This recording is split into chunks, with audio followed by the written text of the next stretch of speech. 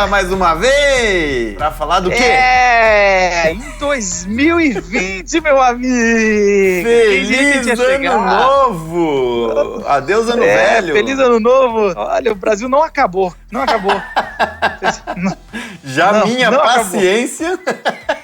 A minha... Na verdade, nesse exato momento, eu e o Renato estamos numa praia paradisíaca. Eu tô no ofurô agora. No mês de janeiro, a gente tirou uma folga, toda a equipe. Aliás, a gente já está preparando para a volta da temporada, que no final de janeiro já vai voltar a temporada e os podcasts. Final de janeiro ou fevereiro? Janeiro para fevereiro, né? De janeiro para fevereiro. Aguardem. Agora, no mês de janeiro, toda terça-feira, vai sair o especial Discípulo Radical. Olha só. Olha, que legal, incrível. hein? Nós tivemos um encontro de líderes de jovens e adolescentes lá no Jovens da Verdade, uma missão que apoia a Aglocal, que aconteceu lá em Arujá, agora em novembro passado. E aí, as palestras que tiveram lá foram gravadas e a gente vai postar aqui uma a cada terça-feira. E só é cara fera, Renatão. Só fera, cara. Começando pelo seu irmão, André Botelho, Andréa Vargas, Ziel Machado, Guilherme Franco. Não dá pra perder, hein, bicho? Não, é cada terça-feira uma paulada no coração, mano. Se os nossos ouvintes não se converterem, eu não sei mais o que acontece. Mas eles já não são convertidos? Não tô enganado. Não. Se eles não se converterem, tem que ir lá pro irmãos.com, Bibotalk, sei lá, vai pra outro podcast. Porque depois dessa paulada de janeiro, discípulo radical não se converter, não sei o que acontece. Aí, realmente... E assim, depois de ouvir essa introdução 4 vezes, se não se converter... Se você não desistir de ouvir, significa que, olha, Deus vai te abençoar muito. E não deixa de seguir a gente lá nas redes sociais, principalmente no Instagram, que estão todas as novidades lá. Glocal Oficial. Vai lá no Instagram. Bom conteúdo e bom podcast, galera. Bom podcast, pessoal. Está no ar. Cultura. Espiritualidade. Impacto social. Justiça social. Glocal Podcast. Quando a gente fala de discipulado, de liderança, muitas vezes a nossa preocupação está na capacidade de liderar bem, de saber como liderar um grupo, conduzir um grupo, enfim. Acontece que no esforço da vida cristã, todo líder é um discípulo. E o perigo do líder cristão é que, se nós não lembrarmos que somos discípulos, nossa liderança pode ser um grande equívoco. O maior desafio para a gente como líder não é liderar, é discernir os passos que nós devemos seguir. É quem é que nos lidera. Então, se eu sou chamado a liderar um ministério, a pergunta é: em que direção eu vejo Jesus caminhando para conduzir esse povo, esse grupo que eu lidero, na direção que o Senhor quer que eles caminhem, entendeu? Então, muitas vezes, o exercício da liderança pode ser simplesmente o reflexo do meu senso de grandeza, do meu narcisismo, do meu senso da minha preocupação de querer fazer grandes coisas para Deus. E aí o meu sentimento de grandeza, a minha inadequação, o meu temperamento inseguro, o meu desejo de deixar uma marca, de deixar o meu nome, da minha glória pessoal, pode se tornar a gramática da minha liderança. Então, ao invés de eu discernir por onde Jesus caminha e conduzir o povo de Jesus na direção que Jesus quer que ele seja conduzido, eu, com meus delírios de poder, eu posso conduzir o povo na direção equivocada. Então, a pergunta mais importante para o líder não é quem você lidera, mas quem lidera o líder. Como é que você discerne os passos do Senhor na história? Como é que você discerne em que direção Jesus está caminhando? Lembra de Jesus falando: eu só faço aquilo que eu vejo o Pai fazer? Então a pergunta é: o que nós estamos vendo o Pai fazer para que a gente possa liderar o povo nessa direção? Então, o grande perigo na liderança é nós utilizarmos o nosso narcisismo como gramática e não o nosso discipulado como gramática. É a gente bem intencionados, preocupados em fazer o melhor para Deus, seguir as nossas boas ideias e não necessariamente aquilo que o Senhor está conduzindo a gente. Tá bom? Então, estou começando pela conclusão, porque se alguém dormir, já pegou aqui a... Tá bom?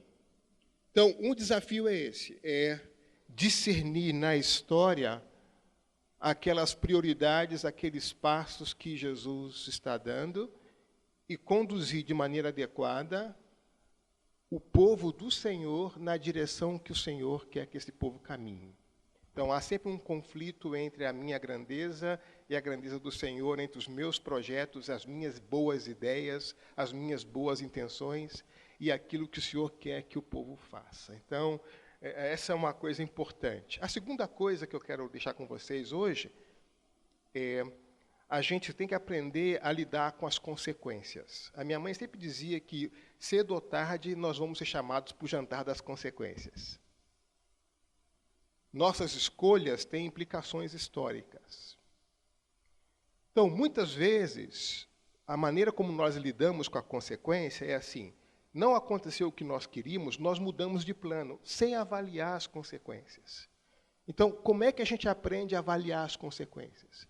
Como é que a gente transforma as consequências num capital positivo? Como é que a gente utiliza as consequências como uma correção de rumo? Como é que a gente lê as consequências daquilo que a gente faz?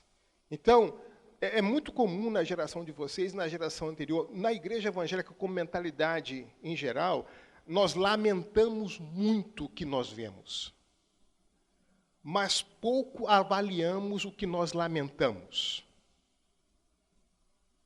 Então, as consequências não são somente para serem lamentadas, quando é o caso de lamentar. As consequências podem ser celebradas também. Mas tem sido comum no nosso universo evangélico, diria uma igreja evangélica juvenil, e não estou falando dos jovens, estou falando da mentalidade, da maturidade da igreja evangélica brasileira, frente às consequências, nós lamentamos, mas não aprendemos. Então, um grande desafio para a liderança que faça um salto de qualidade, que leve essa radicalidade do evangelho ao ponto de fazer com que a igreja corrija o seu rumo, é aprender a olhar para as consequências com um olhar pedagógico, olhar para as consequências como algo que nos ensina a corrigir os rumos. Então, não somente lamentar o que a gente vê de equivocado acontecendo na igreja, não somente lamentar o que a gente recebeu da geração anterior, ou lamentar o que a nossa geração está fazendo ou está deixando, como é que nós lidamos com as consequências. O que as consequências nos ensinam? Então, 2 desafios. Primeiro, aprender a discernir na história por onde Jesus caminha. E eu tenho que conduzir o povo do Senhor nessa direção que o Senhor está indo. Então, antes de deixar rastro, o primeiro desafio que eu tenho é reconhecer as pegadas. Em que direção o Senhor está indo? E eu vou colocando meu pé na direção que Ele vai. E o povo que eu sou chamado a liderar me acompanha nesse processo. Tá bom? Então, o líder tem um discernimento muito grande, porque nós podemos conduzir o povo na direção completamente oposta ao que o Senhor está caminhando. Uma vez que a decisão foi tomada, como é que eu lido com as consequências? Como é que essas consequências instruem o meu caminhar, instruem o meu discernimento? Então, nós vivemos no Brasil, especialmente no Brasil, dias de muito desafio para a igreja. Onde nunca foi tão importante como agora a liderança aprender a discernir. Nós gastamos muito tempo com bobagem. Nós desperdiçamos muita energia, tempo e dinheiro. Nós nos envolvemos em agendas paralelas. Nós nos envolvemos em brigas que não são nossas. E, às vezes, naquilo que nós somos chamados a estar, nós somos o último a chegar. E entramos pela porta dos fundos. Porque nós não estamos no time adequado. Então, quando eu falo para pastores e líderes aqui, e pastoras e líderes, o grande desafio para a gente nesses dias de hoje é discernir. Porque num mundo de super oportunidades, de muitas possibilidades, as necessidades não definem nosso chamado. Porque as necessidades sempre vão existir, estando nós aqui ou não. E as necessidades vão ser sempre maiores. Você resolve 10 problemas aqui na mesa, e quando você vira para cá para resolver os outros 5 aqui, quando você vira já tem 16 aqui. Não para. Quanto mais se resolve, mais coisa vem. É ou não é? Então, como é que a gente discerne, no meio de muitas possibilidades, de muitas necessidades, ao que eu sou chamado a fazer? Em que direção eu devo caminhar? Portanto, é importante saber discernir e olhar para a história e reconhecer os passos do Senhor na história. E aí colocar os nossos passos. Por outra vez, é necessário aprender a lidar com as consequências. Essa é a conclusão e o problema que eu quero lidar com vocês nessa manhã. Tá bom? Vamos abrir a Bíblia em Ageu, capítulo 1. O profeta Ageu enfrenta esse tipo de desafio, ou ele ensina nesse contexto onde os líderes são chamados a discernir, e ele tem aqui alguma instrução para a gente. Ageu tem 2 capítulos, vamos ler o primeiro capítulo todo, tá bom?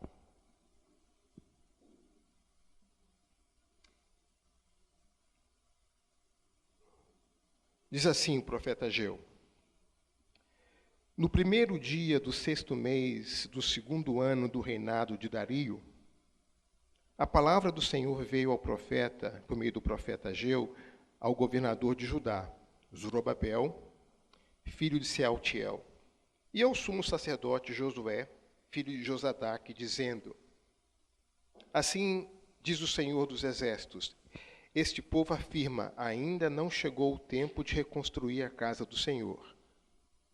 Por isso a palavra do Senhor veio novamente por meio do profeta Ageu. Acaso é tempo de vocês morarem em casas de fino acabamento, enquanto a minha casa continua destruída? Agora, assim diz o Senhor dos Exércitos, vejam onde os seus caminhos os levaram. Vocês têm plantado muito e colhido pouco. Vocês comem, mas não se fartam. Vocês bebem, mas não se satisfazem. Vestem-se, mas não se aquecem. Aquele que recebe salário, recebe-o para colocá-lo numa bolsa furada. Assim diz o Senhor dos Exércitos, vejam aonde os seus caminhos os levaram. Subam um monte para trazer madeira, construam um templo, para que eu me alegre e nele seja glorificado, diz o Senhor.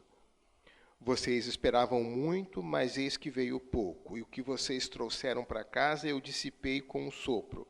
E por que eu fiz? Pergunta o Senhor dos Exércitos. Por causa do meu templo, que ainda está destruído, enquanto cada um de vocês se ocupa com a sua própria casa.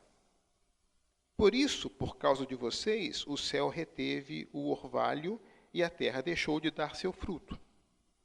Nos campos e nos montes provoquei uma seca que atingiu o trigo, o vinho, o azeite e tudo mais que a terra produz.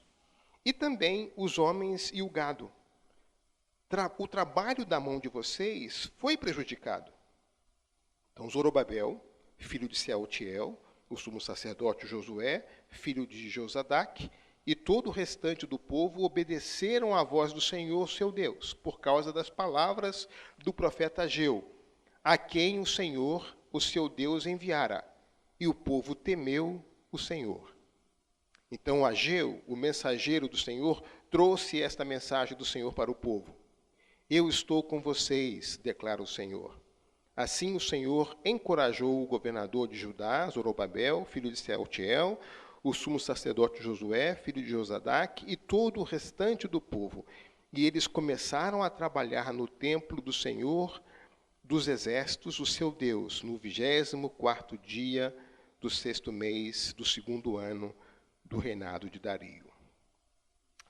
Senhor, a gente abriu a Tua palavra, a gente pede que o Teu Espírito nos conduza nessa reflexão, de maneira que a gente possa aprender a reconhecer os Teus caminhos na história e a discernir as consequências dos nossos atos. Muito bem, amém. Um pouco de antecedente histórico aqui. Em 538 a.C., o conquistador da Babilônia, o rei Ciro da Pérsia, aquele cujo Daniel trabalhou no primeiro ano, ele publicou um decreto autorizando o retorno dos judeus a Jerusalém. Então, Zorobabel leva 50.000 egressos da Babilônia em direção a Jerusalém, e eles começam a reconstruir o templo. Isso é 538. Em 536, 2 anos depois, eles concluíram os fundamentos desse templo. Esdras 3, versículo 8 e 10, fala sobre isso. Eles conseguiram estabelecer o fundamento desse templo. Aí o que acontece?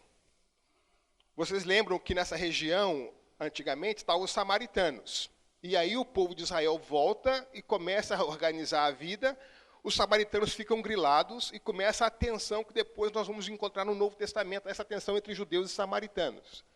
Porque os samaritanos tinham muita autonomia política naquela região, eles tinham prestígio político, eles tinham as verbas. Acontece que o rei autorizou o retorno do povo de Israel para Jerusalém, então as verbas foram divididas, a atenção foi dividida, e o povo da Samaria começou a ficar grilado. Eles estavam preocupados em perder prestígio político, porque agora estão reorganizando a vida do povo de Israel. Até o templo está sendo reorganizado, então eles começam a tentar lutar por prestígio político. Mais tarde, na época da reconstrução dos muros, Sambalá e Tobias vão tentar infernizar a vida de Neemias naquele processo, porque o povo está recuperando a sua autonomia, recuperando as suas condições. Então, aqui começa essa tensão. O rei aprova, o povo regressa com apoio, e eles conseguem em 2 anos construir o fundamento do templo. Então, os samaritanos começam a se articular, começam a pressionar, e o que acontece com essa pressão que os samaritanos fazem é que eles param a construção do templo. Eles se intimidam com a pressão dos samaritanos e eles param a construção do templo. Em 522, 14 anos mais tarde, já agora o rei Dario, rei da Pérsia, faz um outro edito, apoia, e então Zacarias e Ageu, que são os 2 profetas desse período, começam a pregar em 520 a.C., e aí Ageu vai entregar 4 sermões, encorajando o povo a retomar aquela prioridade anterior que eles haviam perdido, por causa das intimidações do seu entorno. E aí essa interrupção da obra, que alguns creem que foi mais resultado da inatividade do povo de Israel do que a pressão do seu entorno nesse momento. O rei Dario apoia, e Esdras 5 e Esdras 6 menciona isso, o apoio do rei Dario à retomada da reconstrução do templo pelo povo de Israel. Em 516, ou seja, 14 anos mais tarde, então, o templo ele é reconstruído e é dedicado. Esdras 6 menciona isso. No dia 12 de março de 516, o templo é inaugurado, o novo templo é inaugurado. O profeta Ageu, nesses dois capítulos, entrega 4 mensagens. A primeira mensagem perto de 29 de agosto, primeiro dia do mês, e a 4ª mensagem, 18 de dezembro. Então, foram mais ou menos 4 meses, 3 meses e meio, onde Deus fala ao povo durante 4 vezes.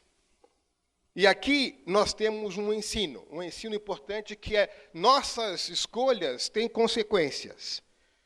Versículo 6 diz que o fato deles desobedecerem a Deus, apesar de estarem trabalhando, mas desobedecendo a Deus, até o que eles ganhavam era depositado em saco furado.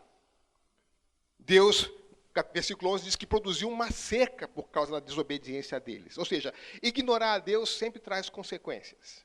Sempre traz consequências. Então, quais são as consequências da desobediência? Qual o resultado de acatar ou não acatar a orientação de Deus? Temos, então, aqui as 4 mensagens. A primeira mensagem vai do versículo 1 ao versículo 11 do capítulo 1. A segunda mensagem vai do versículo 1 ao versículo 9 do capítulo 2. A terceira mensagem no capítulo 2, versículos 10 a 19. E a 4ª mensagem no capítulo 2, dos versículos 20 a 23. Essas são as 4 mensagens que, no período de 3 meses e meio, Ageu entrega ao povo, tentando fazer com que o povo reconsidere os seus caminhos, que o povo avalie as consequências e recupere as prioridades perdidas. Então, a primeira coisa importante que nós vemos aqui, que há uma relação, na relação entre o povo de Deus e Deus, há um conflito de prioridades. A pergunta é tempo para quê? Nesse momento que nós vivemos, é tempo para quê? Tempo é vida, então a maneira como nós gastamos o nosso tempo, nós gastamos a nossa vida. Então, para que nós temos tempo? Para quem nós temos tempo? Eu tive um mentor que ele me fazia, durante uma semana, a cada 15 minutos, anotar o que eu estava fazendo, durante uma semana. E no final do dia, eu sentava comigo e me perguntava, Zé, qual foram as prioridades para esse dia? Eu digo, eu comecei o dia com essas prioridades, Ele falou, vamos ver como é que você gastou o seu tempo. E ele somava a quantidade de tempo que eu gastei nas coisas e ele dizia, bom, a sua prioridade intencional foi uma, mas na realidade você gastou tempo com outras coisas. Porque no seu registro aqui, eu não vejo expressado a sua prioridade inicial. Então, muitas vezes nós intencionamos uma coisa, mas a maneira como nós gastamos a nossa vida, gastamos o nosso tempo, vai em outra direção. A prioridade prática revela-se de uma forma diferente daquilo que é a prioridade intencional. Não é isso? Então, Deus diz assim para o povo, olha, é tempo de reconstruir o templo. E o povo responde para Deus, versículo 2, ainda não chegou o tempo. Então, temos um conflito de prioridades aqui. O povo dizendo que é necessário fazer uma coisa e Deus dizendo que é necessário fazer outra coisa. Aí entra o papel da liderança. A liderança tem que corrigir esse rumo. A liderança tem que ajudar o povo a discernir, entender e se comprometer com aquilo que o Senhor estabelece como prioridade. Essa é a função dos líderes, de manter o povo unido na direção que Deus quer. Então, entre o desejo do povo, entre o empenho do povo, entre aquilo que o povo quer e aquilo que Deus espera, como é que se responde essa brecha aqui? O líder entra nessa função. Então, muitas vezes, quase sempre, o exercício da liderança é um exercício de tensão. Então, quando a gente está muito preocupado com a nossa autoimagem, a gente tende a querer agir como sorveteiro, né? Assim, quem é que desgosta de sorveteiro? Todo mundo adora sorveteiro, né? Mas, se você quer ser aceito, venda sorvete, mas não seja líder cristão. Porque na liderança, conduzir o povo para a prioridade que Deus quer implica em tensão. Tensão crítica. Chamar para as prioridades. Questionar as prioridades do povo. Conduzir o povo na direção que Deus quer. Então, a liderança é sempre um trabalho tenso. Não dá para ter mimimi na liderança. Quando você vê as cartas do Novo Testamento, vê as igrejas que nós temos lá, gente, a gente não tem nenhuma igreja perfeita ali, não é? Se você encontrar uma igreja perfeita, deixa, porque você vai estragar essa igreja, não é? Porque se você é fiel a Deus no pouco problema, Deus te coloca sobre muito problema, não é isso que diz o texto? Não é verdade? Porque a liderança é exercício de tensão o tempo todo. Mas não é tensão pela tensão. Não é tensão porque I said so, porque eu mandei, está entendendo? É tensão porque é correção de rumo. Deus comunica uma prioridade e o povo tem outra prioridade. Literalmente, a voz do povo não é a voz de Deus. E corrigir o rumo tem implicações sérias. É ver gente de cara feia, de cara torta. É gente que vai questionar o seu ministério, questionar a sua liderança. Portanto, é muito importante você ter clareza daquilo que Deus quer que você faça. Porque Deus respalda o líder íntegro. Não se preocupe com a questão da tua reputação. Quando você mantém o seu coração íntegro diante de Deus, Deus cuida da tua reputação. Mas, então, não espere fazer uma liderança onde as pessoas te recebem o tempo todo com um sorriso. Que parte do nosso exercício é corrigir os rumos de um povo que decidiu caminhar pelos seus próprios interesses e não naquilo que Deus espera. Então, nós temos aqui esse conflito de prioridades, um choque de prioridades. E é sempre perigoso desconsiderar a prioridade dada por Deus. Então, como é que o senhor trata essa questão quando há um choque de prioridades? Quando o povo diz uma coisa e Deus espera outra coisa. Deus fala aos líderes, versículo 1. O profeta Ageu vai aos líderes, vai ao profeta, ao sacerdote e vai ao rei. Porque os líderes são responsáveis em manter o povo unido nesse projeto estabelecido por Deus.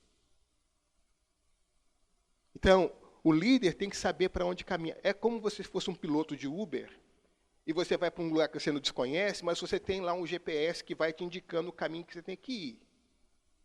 Então, você é o líder que tem que olhar para o GPS e dizer, é nessa direção que a gente vai. Então, nós temos essa responsabilidade. Deus fala sempre aos líderes para fazer a correção de rumo do seu povo. Os líderes são responsáveis por manter o povo unido e são responsáveis por conduzir o povo nesse processo de implementar na história o projeto redentivo de Deus. Então, nós não temos autonomia como líder para inventar rumo. Nós não temos autonomia como líderes para inventar rota. Nós temos apenas a responsabilidade de reconhecer o rumo estabelecido por Deus e conduzir o povo nessa direção. Não faz parte do líder ser criativo, mais criativo do que Deus, sugerindo para Deus o que deve ser feito. Entregando para Deus, Senhor, aqui está o meu projeto, nesses termos aguardo deferimento. Não funciona assim. Funciona, Senhor, onde é que o Senhor quer que esse povo esteja? E não sair dali enquanto o Senhor não te responder. E uma vez ciente disso, mantenha o povo unido na direção que o Senhor deseja. Então, ele fala aos líderes, porque os líderes recebem de Deus esses objetivos. E aí mantém o povo unido. Deus comunica aos responsáveis, Deus comunica aos líderes. E a pergunta para a gente é, o que é que Deus tem nos comunicado? No meio das muitas vozes que nós ouvimos, como é que a gente discerne a voz de Deus? A gente tem voz dizendo assim, você tem que ser relevante, você tem que ser grande, você tem que fazer grandes coisas, você tem que impressionar, você tem que deixar a sua marca. São as muitas vozes que a gente ouve o tempo todo. Você tem que detonar. Agora que você chegou nessa igreja, nesse ministério, eles vão esquecer o líder anterior, porque você vai detonar. Então, você tem as vozes da vaidade, as vozes do delírio, as vozes da relevância, muitas vozes. E aí, no meio dessas vozes, como é que você reconhece a voz de Deus? Porque o perigo disso é que a gente pode ouvir, tudo isso te darei se prostrados me adorares. E a gente entra nessa, está entendendo? Se Jesus foi tentado com essas vozes, por que nós não seríamos? Se Jesus foi tentado com a palavra aberta, por que nós não seríamos? Se Jesus foi tentado no templo, por que nós não seríamos? O diabo, por acaso, mudou a sua estratégia? De jeito nenhum. Então, como é que a gente discerne a voz do Senhor? O texto diz que as suas ovelhas reconhecem a voz do bom pastor. Então, no meio das muitas vozes, como é que a gente reconhece essa voz? Então, Deus dá ao povo um foco de reconstruir o templo, um foco missional aqui, né? Usar a palavra da moda. Edificar a minha casa. Nossa tarefa vem de Deus, nós não podemos fazer qualquer coisa depois que a gente ouve a Deus. Sabe, gente, um dos desafios na liderança é que às vezes o sucesso da liderança se torna uma tentação para a liderança. Vou explicar por quê. Os apóstolos começam a pregar e eles têm lá 100 pessoas. Aí pregam, 5.000 pessoas se convertem. Pregam, 8.000 pessoas se convertem. 3.000 pessoas se convertem. De um dia para o outro, eles têm 8.000 pessoas. Eles não têm templo. A pressão sobre eles cresce. Atos 6. Olha, as viúvas não estão sendo atendidas. Vocês têm que dar conta disso. Se eles fossem alguns de nós diríamos, vamos montar uma estratégia para dar conta disso. Deixa tranquilo que nós somos os apóstolos, nós damos conta disso. Eles dizem, não, peraí. Vocês receberam o Espírito Santo. Então vocês devem escolher pessoas de acordo com esse critério do Espírito Santo, que possam servir às mesas, porque nós somos chamados para a oração e para a palavra, nós vamos manter o nosso foco. Nós não vamos desviar o nosso foco. É como se você pegasse uma mangueira do jardim para molhar o jardim, e você liga a mangueira e a pressão da água na ponta sai de um jeito. Mas porque o jardim ficou muito grande, o que você faz? Você faz vários furos na mangueira para molhar ao longo do caminho. O que acontece é que você diminui a pressão da água lá na frente, não é isso? Então, às vezes, o crescimento do ministério se torna uma tentação. Porque você, na preocupação de dar conta de tudo, você abre mão do seu chamado e começa a responder às necessidades, e não aquilo que foi chamado para fazer. Então, cuidado para que no crescimento do ministério, nos frutos que você vai colher, você não abra mão daquilo que você foi chamado, porque não é necessidade que define o chamado. Não é necessidade que define o que você faz, é o chamado que você recebe. E aqui nós temos uma outra tentação muito grande, como líderes. Às vezes nós estamos mais preocupados nas coisas que nós podemos fazer para Deus do que em reconhecer as coisas que Deus está fazendo em nós. E o nosso ministério nasce daquilo que nós estamos vendo Deus fazer em nós, e não dos nossos pensamentos de grandeza, de grandes estratégias, está entendendo? O que é que Deus está fazendo na minha vida? Quais são as transformações? Qual é a obra de Deus em mim? E é a partir dessa experiência, daquilo que nasce dentro da nossa vida, é que nasce o nosso foco ministerial. Não nos nossos delírios de poder e de grandeza, para impressionar, para fazer história, para deixar uma marca na cidade. Seguramente aquilo que você está fazendo vai deixar algum tipo de marca. Boa ou ruim. Alguma marca vai deixar. Então, muitas vezes, nós definimos nossas prioridades ministeriais com a seguinte pergunta: o que é que está dando certo no mundo? Onde está dando certo? Vamos copiar. Vamos adaptar. Pista falsa. Vaidade pura. Narcisismo absoluto. A pergunta não é essa. A pergunta é: o que é que o Senhor está fazendo na minha vida? E a partir dessa obra que eu vejo o Senhor fazendo na minha vida, como é que o meu ministério se desenvolve?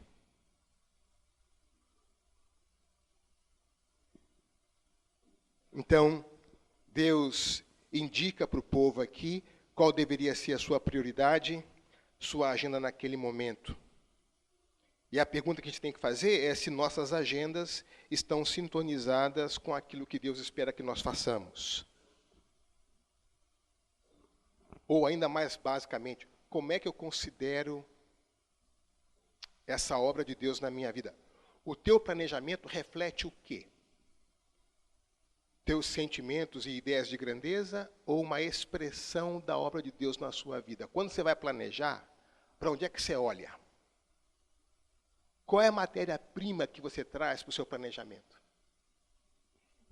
É o reconhecimento dessa obra de Deus na sua vida, ou são ideias e sentimentos, necessidades, desejos das pessoas, necessidades, comparação com outros ministérios, ideias de grandeza?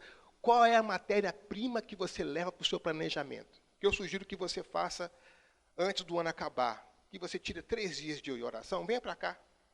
Falar com o Jaziel aqui. Fica um desses chalés. Passa 3 dias aqui em oração, perguntando: Senhor, o que é que o Senhor está fazendo na minha vida? Como é que aquilo que o Senhor está fazendo na minha vida deve se refletir no ministério que eu vou ter no próximo ano? Aí você começa o ano que vem já com a sua agenda pronta.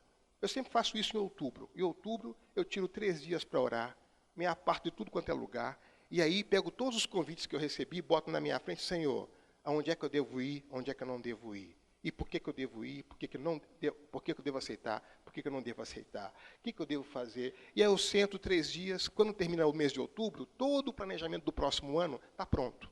Então não tem mais que aceitar sim ou não, já está pronto. Tudo organizadinho.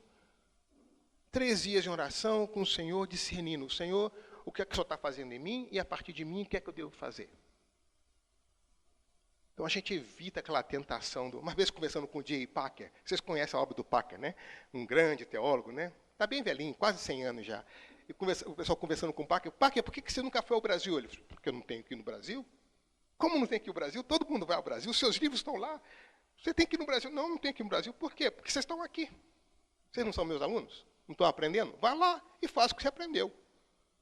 O dia que vocês me convencerem que eu devo ir para lá para o Brasil para fazer uma coisa que vocês não podem fazer, que só eu posso fazer, eu vou. Mas vocês vieram estudar comigo para poder fazer as coisas que aprenderam comigo. Então vá lá e faça. Como é que a gente aceita os nossos convites? Diz a Bíblia assim que nos últimos tempos, alguns vão convidar mestres segundo os seus próprios desejos, não é isso? Eu sempre tenho que orar, Senhor, esse convite que eu recebi aqui, ele corresponde a que tendência? É gente que quer ouvir as coisas que quer ouvir? São desejos narcísicos que estão inspirando esse convite? Ou é a direção do teu espírito? Eu nunca imaginei que eu tinha que orar pelos convites para discernir, mas eu tenho que orar. Para não encorajar o povo nas fantasias, nos delírios deles. Não é evento. É a agenda do reino. Não é evento. É conclamação do Espírito. Então, quais são os critérios que fazem com que a gente defina a nossa prioridade, as prioridades? E aqui nós vemos, então, o povo e a Deus com esse conflito de prioridades. Bom, o templo é esse espaço onde o nome de Deus era invocado, né? Um espaço onde Deus seria conhecido. O templo é o testemunho da presença de Deus na história. Êxodo 33 fala sobre isso. O templo é esse distintivo de Deus andando no meio do povo. O templo é esse testemunho da graça e do poder de Deus. O templo é esse testemunho dos propósitos de Deus na história. Como povo, nós somos chamados também a ser essa marca na história, essa diferença.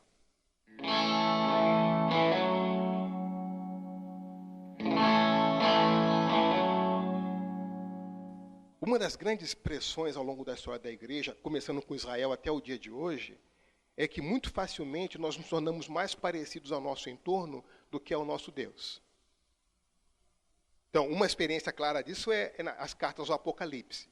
Com exceção de 2 igrejas, 5 igrejas recebem do Espírito o seguinte: olha, você vai bem nessa direção, mas eu tenho contra você isso. Né? O Espírito que anda no meio da igreja, ele consegue discernir, chama a igreja na conversa. Os mais antigos vão lembrar, quando a gente começava o culto de quarta-feira de oração na igreja, ou terça-feira, a gente começava cantando um hino: vem, visita a tua igreja. Sem tua graça ela murcha. É ou não é? É exatamente isso. Muitas vezes a igreja é muito mais parecida ao seu entorno do que ao seu Senhor. Por isso que Apocalipse começa assim, com uma revelação de Jesus.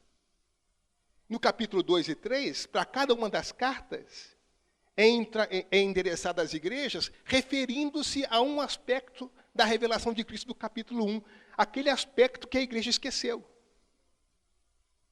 E aí aplica para cada uma das 7 igrejas um dos aspectos de Cristo. Ou seja, toda renovação eclesiástica é precedida por uma renovação cristológica. Quem é o Senhor a quem nós servimos? Então, às vezes, nós como igreja, corremos o risco de sermos completamente sintonizados. Tinha igreja no Apocalipse que nem perseguida era, de tão ajustada ao entorno. Gente, essa tentação continua presente nos nossos dias. Tem experiências eclesiásticas que o povo, no grego profundo, tassi, né? Se acha. E o Espírito diz assim: você está se achando, mas a minha resposta para você é: você é pobre, miserável e nu. Mas nas revistas, no Jet Set evangélico, são as comunidades da referência, é o ministério que está bombando. E o Espírito responde: pobre, miserável e nu.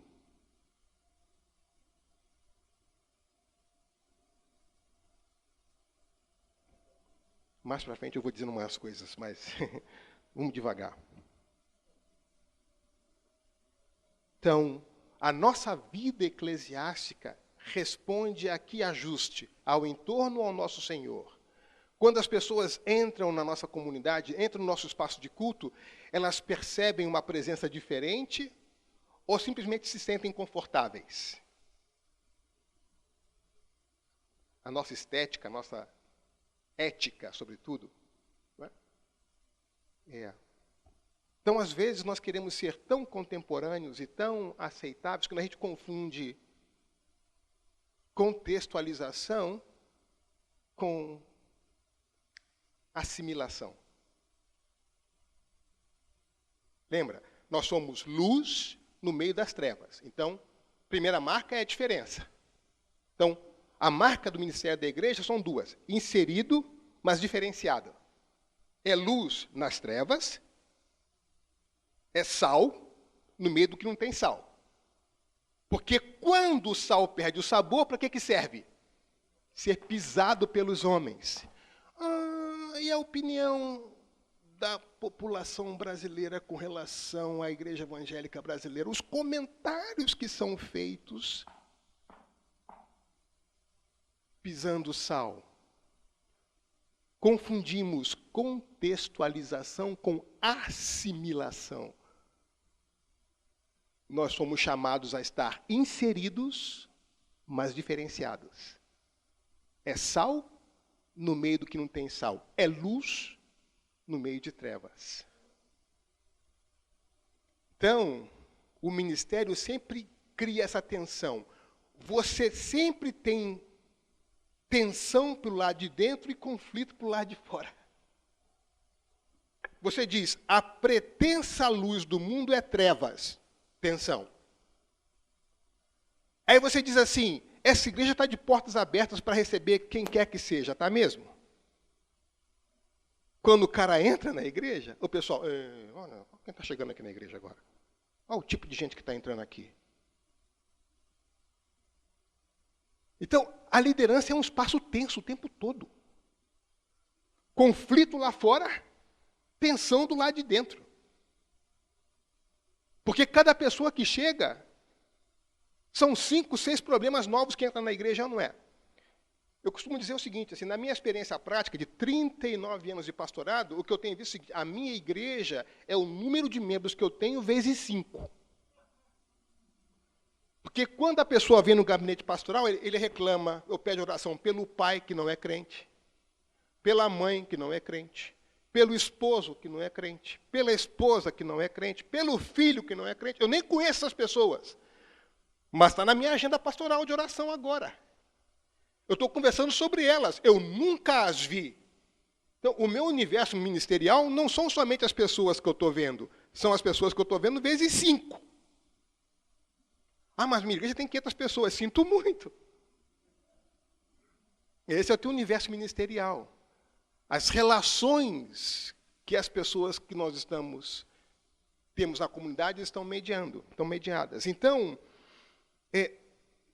essa questão das prioridades muitas vezes se revelam assim. A gente pode ter um linguajar evangélico, uma forma de pensar evangélica, conduzindo o povo para a direção errada. Quando nós nos tornamos muito mais semelhantes ao nosso entorno do que ao nosso Senhor. E aí as pessoas vêm e se sentem bem porque não percebem a diferença. É assim? Eu pensei que era muito diferente. Eu lembro de uma estudante universitária em São Carlos, que era budista. E aí, pela primeira vez, entrou numa igreja evangélica, com um grupo da ABU de lá. Então, a primeira coisa que ela fez quando chegou na porta da igreja foi tirar o sapato. Porque ela vai entrar no lugar santo na cabeça dela. E ela ficou horrorizada quando viu todo mundo na igreja de sapato. E ela, mas por que vocês não tiram o sapato? Comparando com o critério dela. Depois ela queria saber a diferença entre os améns. Como assim? É porque tem gente que fala, na oração fala amém. Outros falam amém. Outros dizem amém, amém, amém, amém. O que significa essas coisas diferentes? Ela está comparando o que ela está vendo com ela percebeu as diferenças que há. Não é? Então, quando o mundo olha para a igreja e entra tranquilamente, sem sentir nenhuma tensão de que algo diferente está acontecendo aqui, temos que pensar direitinho, né? Contextualizados, sim. Assimilados de jeito nenhum. Inseridos, mas diferenciados. Então, se a nossa liderança caminha na direção de fazer com que a igreja se contextualize ao ponto de não mais marcar a diferença, tem alguma coisa equivocada aqui. Não é? Qual é a presença que as pessoas percebem quando veem a igreja adorando a um morto ressuscitado?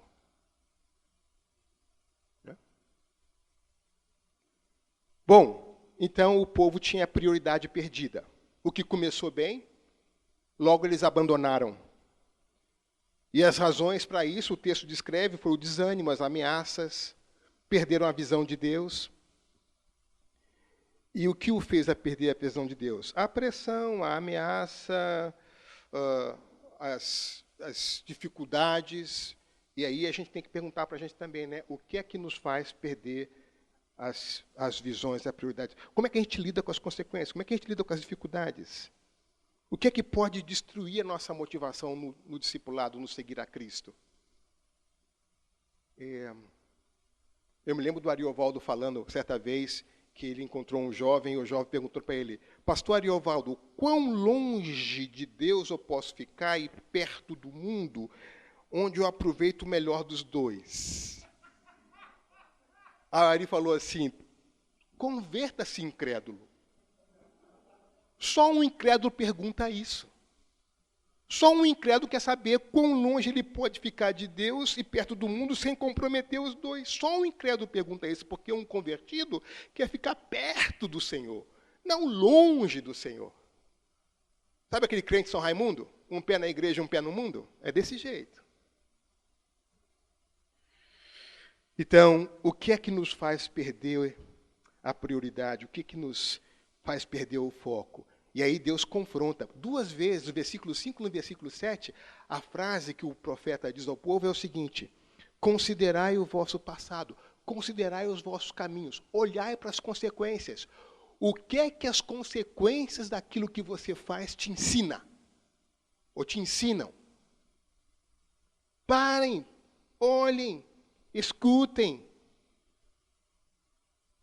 Eu digo, é tempo de construir a minha casa. Vocês dizem, é tempo de construir a sua casa. Eu tenho um chamado para vocês, vocês apresentam desculpas. Eu tenho uma prioridade para vocês, vocês apresentam racionalizações. O que é que as consequências mostram para vocês? Versículo 6, né? Aprender a olhar para as consequências. E aí, gente, qual a diferença entre um teimoso e um perseverante? Sugestão, vamos lá. Como é que você discerne uma teimosia de uma perseverança? De fora você vê a pessoa persistente, tá bom? De fora é o mesmo movimento. Como é que você sabe que ele é teimoso ou que ele é perseverante? Vamos lá, sugestões. Mas você não vê o coração dele, né? Só Deus vê o coração. Então, Jeová, você não vê o coração, né? A menos que Jeová está aqui, né? A gente não vê o coração das pessoas. A gente só vê os atos. Então, como é que a gente discerne? Os elogios para Deus, a intenção do coração. Nesse sentido, você está falando? Pode ser. Que outra maneira a gente consegue fazer a diferença entre um teimoso e um perseverante? Os resultados. Que resultado?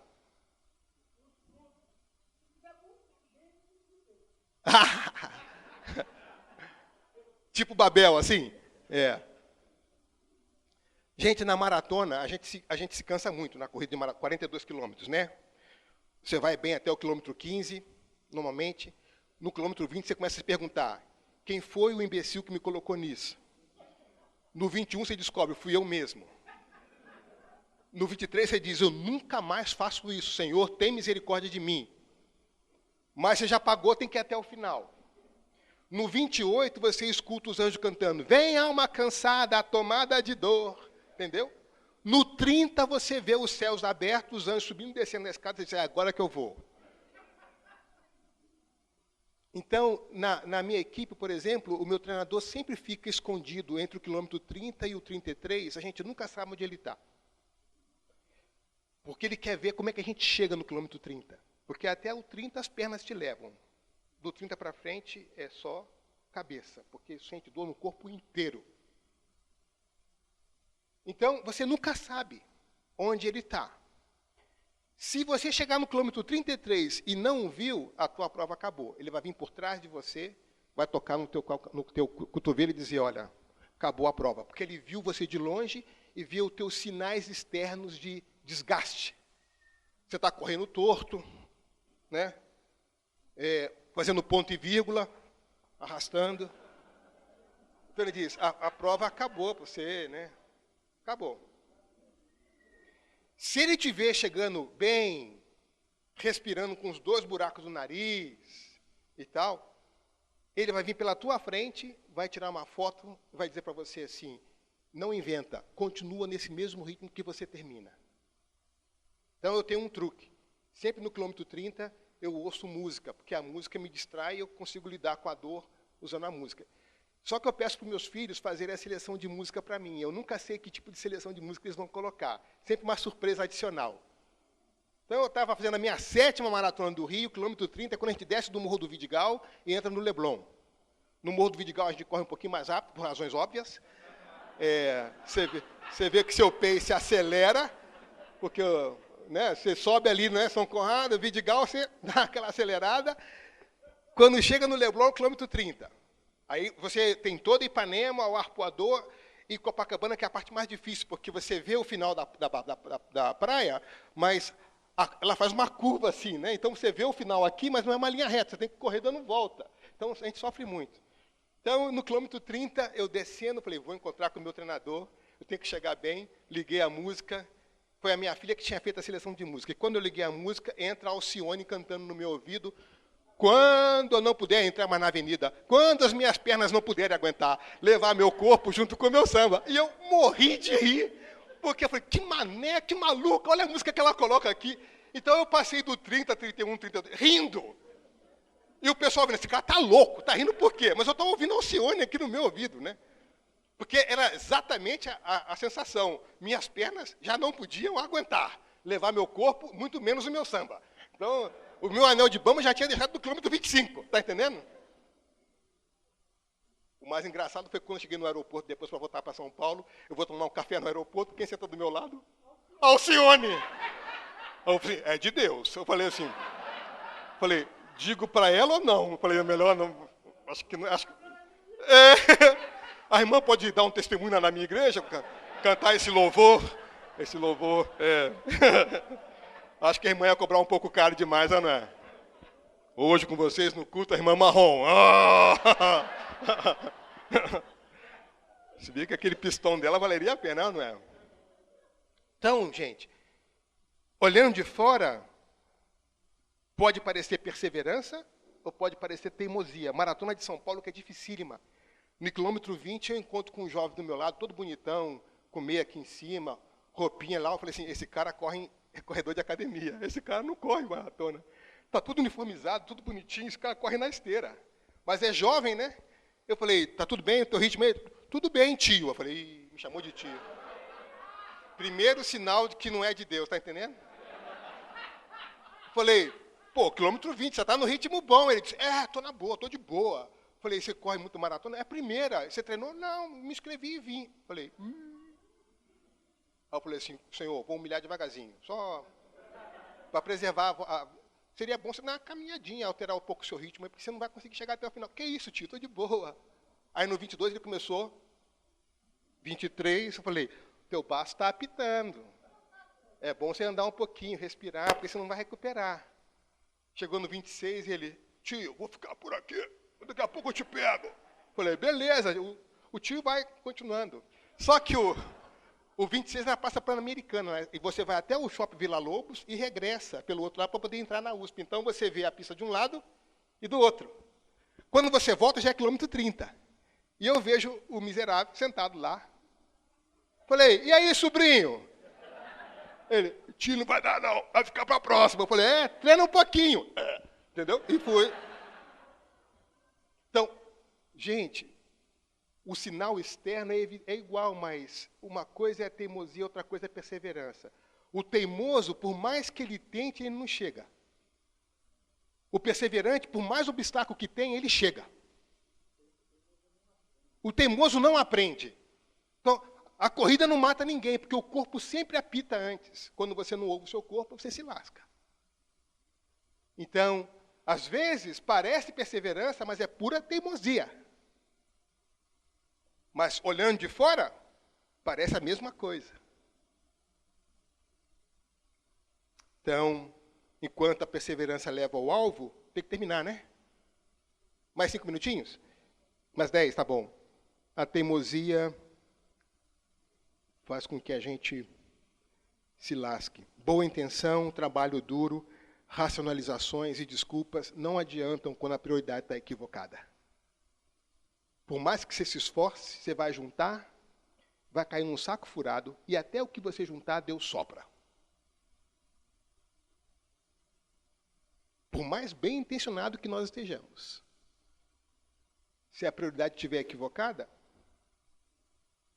não vai dar aquilo que nós esperamos. Aí o povo ouve a mensagem, teme a Deus, reencontra as prioridades. Versículo 8. Os líderes obedecem a Deus, obedecem à voz de Deus, Deus fala novamente ao povo, e o povo responde. Versículo 12 diz que eles têm temor de Deus, que é diferente de medo, né, gente? Medo faz com que a gente se afaste, não é isso? Quando o cachorro late em cima da gente, a gente foge, não é isso? Então, o medo faz com que a gente se afaste. O temor é diferente. A gente se aproxima. A gente se aproxima de Deus. É a mulher do fluxo do sangue que vem e toca. É o Jairo que vem e se prostra. Então, o temor aproxima enquanto o medo afasta. Por isso que a Bíblia diz que o amor lança fora o quê? O medo. Então, temor e medo são coisas diferentes, né? Então, o povo teme a Deus, eles ouvem a voz de Deus, as prioridades são restabelecidas, e aí eles ouvem aquilo que toda geração quer ouvir. Versículo 13. Diz para eles, Ageu, que eu estou com eles. Cada geração quer ouvir isso. Deus dizer para cada um de nós, eu estou com vocês. E a geração que tem essa consciência clara de que Deus está conosco, quem é que tem medo quando Deus está do nosso lado? Por mais que a tempestade faça com que as ondas subam, Deus no nosso barco, a gente segura a onda, é ou não é? Então eles ouvem, olha, eu estou com vocês. Foi isso que Josué ouviu, eu estarei contigo. Foi isso que Isaías ouviu, não temas, Isaías, eu estou contigo. É isso que nossa geração precisa ouvir. Deus está conosco. E versículo 14 diz que quando eles ouvem que Deus está com eles, houve uma renovação do ânimo. A circunstância externa não mudou, gente. O que mudou? O ânimo interno. Eu estou com vocês, recobraram o ânimo e foram lá, mesmo com toda a circunstância, né? Já ouviram essas frases, né? Quando Deus não muda a circunstância, Deus muda o quê? O nosso coração, não é isso? Então, a circunstância externa não mudou, mas eles recobraram o ânimo e se lançaram a concluir a prioridade que Deus havia estabelecido. Então, a palavra de Deus nos examina, nos confronta, nos assegura. Então, o que a palavra está nos dizendo hoje? Que tipo de exame nós temos que fazer? Temos que examinar a nossa conduta. Temos que olhar para as consequências. Temos que responder à pergunta do versículo 5 do versículo 7. Onde os seus caminhos o têm levado? Finalzinho de ano agora, essa é uma boa pergunta para você terminar o ano. Senhor, onde é que os meus caminhos me têm levado? Quais são as consequências da minha obediência ao Senhor? Eu espero muito, ganho pouco, recebo pouco. Não estou falando de dinheiro aqui, não. Isso também pode ser, mas eu estou falando que eu planto muito e colho pouco, eu me esforço e o pouco que eu junto até o Senhor espalha. Por que os resultados que eu tinha em mente no início do ano eu não consegui no final do ano? O que aconteceu aqui? Por que no final do ano eu estou sem ânimo nenhum? como é que as consequências daquilo que eu estou fazendo, o estado no qual eu estou, o que isso revela sobre a minha maneira de definir e discernir as prioridades? Faça essa pergunta. Quais são as consequências dos meus atos? Onde é que eu cheguei? Com que estado de ânimo eu estou aqui? Nas maratonas a gente descobre uma coisa muito interessante, que virou uma frase, um meme que eu acabei criando esse meme e ficou, na minha equipe, ficou claro. Eu digo assim, na linha de chegada, sempre a dor e a alegria se reconciliam. Porque quando você atravessa a linha de chegada, a primeira coisa que você pergunta é, qual é a próxima? Não bastasse a experiência, você, qual é a próxima? A vantagem de correr como cristão é que você acredita na ressurreição, né? Se morreu, já foi, é ou não é? Mas, enfim, qual é a próxima? A alegria, você está exausto, você não consegue, você desce do ônibus descostas. A gente não consegue descer a escada nem andando de frente, a gente desce de costas, porque usa outra musculatura que não está tão dolorida. Para pegar o metrô, uma desgraça, você desce assim, né? Segurando no guarda-reio de costas. Ninguém entende nada. Fala, veio da maratona. Eu já vou com a medalha no peito, o pessoal não perguntar muito. Porque você fica muito quebrado. Mas a pergunta é, qual o estado de ânimo com que eu estou terminando esse ano? Aquilo que eu idealizei e imaginei lá no início do ano, quais são as coisas que de fato eu estou colhendo no final do ano? Os frutos foram consequentes ao esforço e ao empenho? Se não, como é que eu discerni as prioridades lá? O que eu devo aprender para discernir as prioridades para o próximo ano? E aí, como é que a gente pode orar? A gente pode orar pedindo para o Senhor nos ajudar a discernir as consequências. A gente pode orar para o Senhor pedindo ao Senhor que nos ajude a discernir a sua voz no meio de tantas outras vozes. A gente pode orar pedindo para Deus corrigir a nossa perspectiva. A gente pode orar pedindo para Deus nos livrar das nossas racionalizações e das nossas desculpas, porque cada geração necessita ouvir, eu estou com vocês. Então, gente, terminando, Deus nos deu recursos para discernir a sua voz. Ele nos deu o seu Espírito, nos deu a sua palavra, nos deu a oração, a vida comunitária, a igreja, mas temos um quarto elemento, que é o elemento que nós temos falhado constantemente na Igreja Evangélica Brasileira, sobretudo, ele nos deu a história. A história. E nós somos poucos afeitos a estudar a nossa história como povo de Deus, a história do nosso país, e a gente se mete em cilada atrás de cilada por desconhecer a história. E qualquer um que fala grosso leva. Gente, até papagaio fala grosso quando está no ombro de barítono, está entendendo?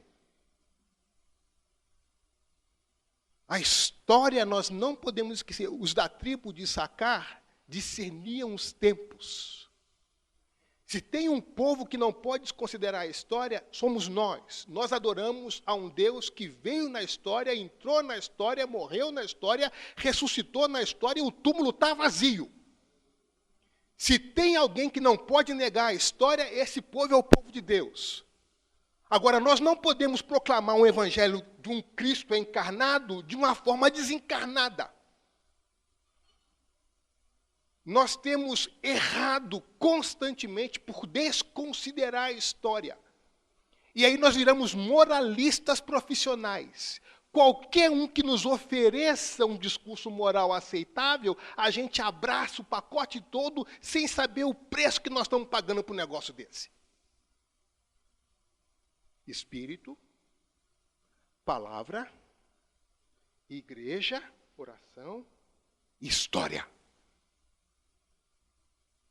Se a geração de vocês não quer cometer os vacilos que a minha geração cometeu, aprenda dos erros da nossa história. Leiam a história desse país. Estudem. Toda vez na história que a igreja tentou converter o poder, acabou convertido por ele. Isso é história. No entanto, a gente continua sendo seduzido pelo poder. E por que o poder é mais atraente que o amor? Porque o poder permite controlar pessoas, o amor não. E a gente é tão seduzido com isso que qualquer um que acene com poder na nossa frente, a gente pula no colo e legitima tudo, só porque nos dá acesso ao poder. Eu fui aluno do Clodovis Boff. E o Clodovis Boff, no curso sobre estruturas de poder na igreja, ele dizia a seguinte frase: aprendam uma coisa, meus irmãos, ele dizia. O evangelho exige a conversão do poder dominação em poder serviço. Isso é a cruz. É a inversão da lógica do poder. O que o mundo chama loucura, Deus diz, é a sabedoria de Deus. Quando a gente troca a cruz pelo palácio, a gente se lasca. E igreja que se mexe com partido termina a partida. Aprende isso, gente. Isso é história. Vamos orar pelas autoridades? Todas. Nós não temos outra opção. Dominicalmente, como igreja, temos que orar pelas nossas autoridades, para que eles reconheçam a Deus e promovam o bem. Mas não confundam Romanos 13 com Apocalipse 13. Uma coisa é o governo dado por Deus, outra coisa é o governo da besta. Os dois são 13.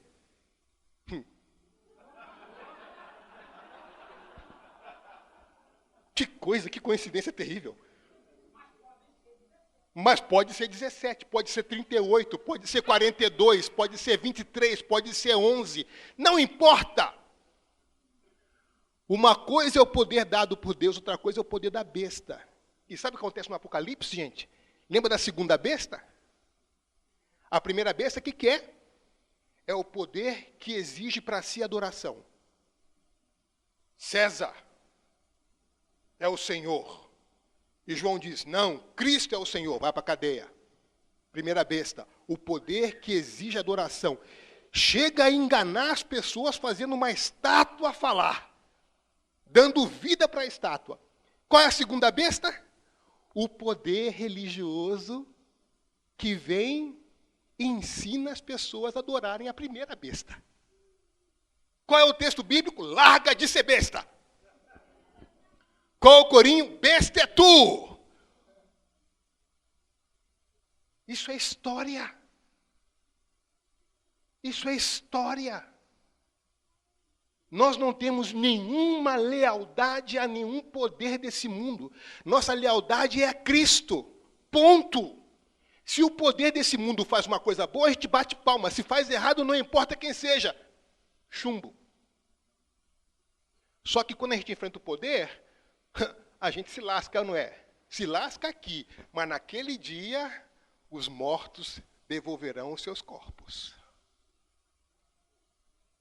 Naquele dia, esses mártires vão estar ao lado do Cordeiro e vão governar o mundo. Se há um equívoco monstro, uma indução ao erro, é quando a igreja desconhece a história. Como Deus se revela na história. E a gente se encanta com a sedução do poder, que é um caminho mais fácil para ser impressionante, para mostrar respaldo a isso, aquilo, outro e tal, não sei o quê. Olha para a cruz, a gente adora um Cristo que voluntariamente subiu na cruz. Ninguém o obrigou a ir lá. Foi o amor que o levou lá. Não foi prego nenhum que o manteve ali, foi o amor que o manteve ali. Essa é a inversão de lógica. É esse Cristo. Crente pode ser de direita? Crente pode ser de esquerda? Crente é sempre de cima. Quando alguém diz assim, crente não pode ser de esquerda, isso significa adesão automática à crítica. Crente só pode ser de direita, ou crente só pode ser de esquerda. Nós não fazemos adesão automática. Nós somos de Cristo. E quando o poder A faz aquilo que Cristo quer, a gente aplaude. Quando o poder B faz aquilo que Cristo quer, a gente aplaude. Quando ambos, A, B ou C, qualquer outro poder, faz aquilo que contrapõe-se a Cristo. Atos 5:29, convém obedecer a Deus e não aos homens. Então ninguém pode fazer crítica ideológica da tua posição teológica e nem vice-versa. Ninguém pode julgar você teologicamente pela sua opção ideológica no momento. Porque nós não fazemos adesão automática. Nós não somos correia de transmissão de partidos, nós somos de Cristo. Não foi a ideologia que subiu na cruz por mim, nenhuma, nem de direita nem de esquerda. Foi Cristo que subiu na cruz. Foi o sangue dele que comprou o nosso preço. Então, não vou negar, não vou colocar esse preço tão alto pago, baratear isso, fazendo uma aliança automática à crítica. Se você é cristão, só pode ficar desse lado. Por quê? E quando esse lado me obedecer a coisas que Deus não quer, eu faço o quê? Me mantenho aqui por conveniência? Não, mas vale obedecer a Deus do que os homens. Eu vou para o outro lado. Ah, você virou do outro. Não importa o que você diga. Eu sigo a Cristo, não o teu comentário. Não estou preocupado com o ibope. Eu estou preocupado com lealdade a Cristo. Então, os cristãos não fazem aliança automática. Porque a nossa aliança foi paga e feita na cruz por Cristo. Essa é a nossa única aliança. Tudo aquilo que não feriu o Evangelho, a gente aplaude. Tudo aquilo que se contrapõe ao Evangelho, a gente reprova. Não importa de quem vier. Isso é Evangelho. Ou então a gente pode achar que, não. O negócio é, vamos usar estrategicamente o poder. O que acontece? Toda vez que a igreja tenta converter o poder, acaba sendo convertido por ele.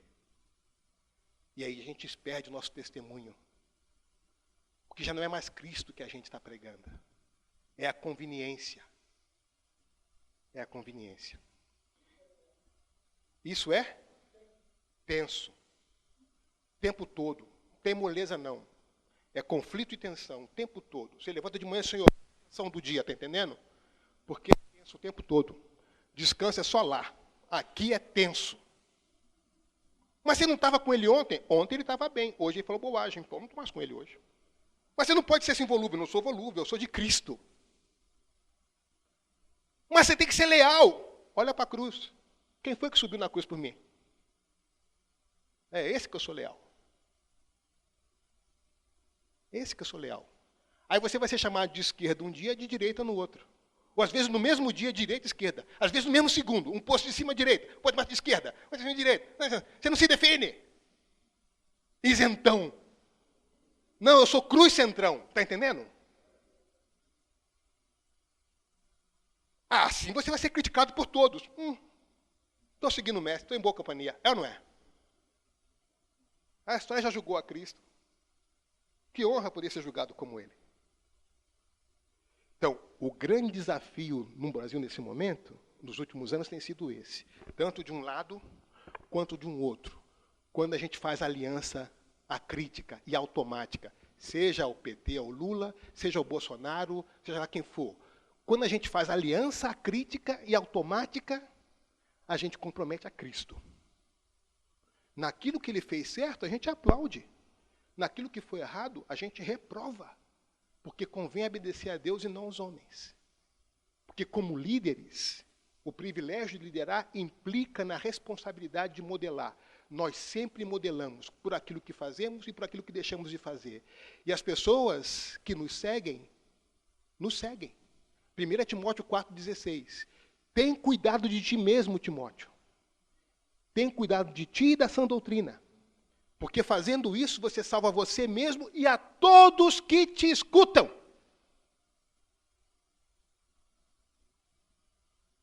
Ninguém pode ser líder impunemente. Essa responsabilidade está sobre nós. Nós podemos conduzir o povo de Deus na direção completamente equivocada. E aí é hora de olhar para as consequências. A coisa boa é que Deus é um Deus de graça e nos recebe de volta. Mas nós não podemos ser inconsequentes no exercício da nossa liderança. Como é que eu chego no final do ano? Quais são os frutos do meu esforço? Qual é o meu estado de ânimo no final do ano? o que essas consequências indicam sobre o meu senso de prioridades. Tá bom? Deus abençoe vocês.